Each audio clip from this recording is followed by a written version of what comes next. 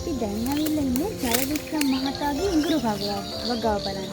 ඉතින් අපි මේ ඉඟුරු වගාව පිළිබඳව ජයවික්‍රම මහතාගෙන් අහලා බලමු. ජයවික්‍රම මහතා මේ ඉඟුරු වගාව පිළිබඳව අපිට පොඩ්ඩක් විස්තර කරන්න. මේ ඉඟුරු වගා කරනකොට අපි මුලින්ම දින හොඳ සකසා ගන්න ඕනේ.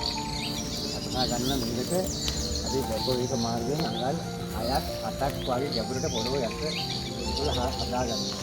අදලා ඊට පස්සේ මේකෙන්න අපි පාත් කරලා ගන්නවා. අතන ඊට පස්සේ පතර විදිහටම මේ කුකුල් ගෝර දානවා. මොනමයි තුනුත් දානවා. ඊළඟ නැහින් තමයි මේවා හිටවන්නේ.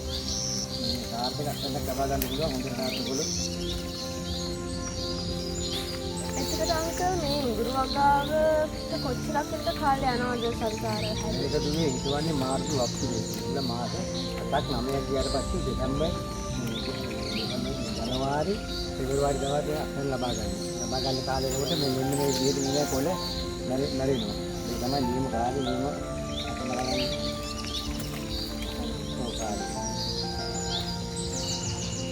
මෙන්න මේ සල්සාර ඉඟුරු වගාවෙන් තමයි ග්‍රීන් ෆ්‍රේම්ස් අපි ඔයාලට අපේ කලදාව විදිහට ලබා දෙන්නේ. ඉතින් බොහොමත්ම ස්තුතියි ජයවික්‍රම මහතා අපිට ඔබේ සහයෝගය ලබා දුන්නට අද දවසේ.